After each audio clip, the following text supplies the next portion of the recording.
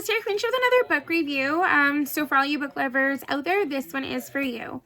This book is a book I recently read, and so it was actually my first or second book anyways, that I'd read by Kandi Steiner. And I read this actually a couple months back or so, but I'm a little bit behind doing my book review. So this book is called The Wrong Game by Kandi Steiner.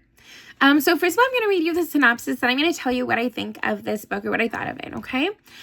So this book, I read the ebook version through my Amazon Fire Kindle app on my phone.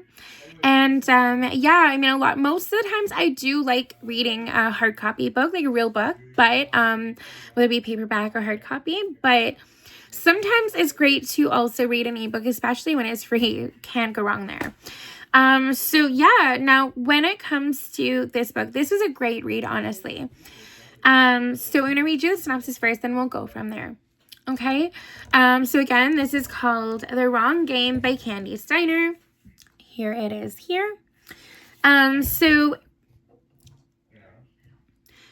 season tickets, 1 genius idea, 0 interest in a relationship. Gemma Mancini's plan is simple. Step 1, find hot, preferably funny, and definitely single men. Step 2, take a new guy to each home game for the rest of the football season. It's time for her to get back into the dating game. And besides, she can't think of a better way to use the season tickets she bought for her ex-husband. It's a foolproof plan until her bartender offers to be her practice round. Zach Bowen is infuriating, presumptuous, overbearing, and absolutely undeniably gorgeous. He's determined to be Gemma's date, her only date this season, and is ready to do whatever it takes, even if that means sabotaging any of her potential matches. But Gemma isn't ready for anything serious, no matter how charming she finds his antics. After all, Zach can try to change the rules, but he can't win if he's playing the wrong game, can he? So, yeah, I added the last part, can he?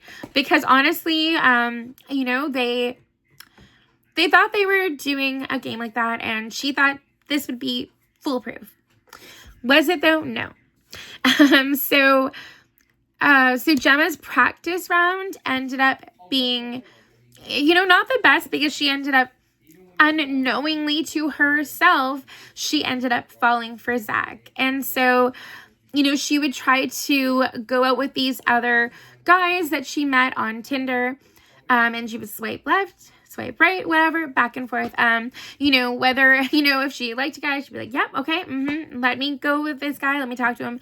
And, she tried, much to her chagrin, that she tried to go with these other guys, but all throughout the other date, she kept thinking about Zach. So obviously did not go as according to plan. So now, initially, what had happened with Gemma in the first place is, she actually found her ex-husband cheating on her, and she was about to break it off with him and tell him that she knew about the cheating. And then he ends up telling her that he has been diagnosed with cancer, that he is sick, he doesn't know how much time he has, and then it ends up that he ends up dying before too long, and so she ends up no longer being with him, but not due to breaking up with him.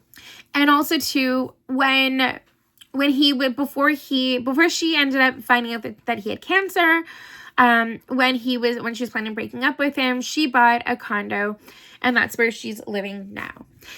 So needless to say, Gemma has a best friend named Bella, and she is always super supportive of her, and they are also now working together.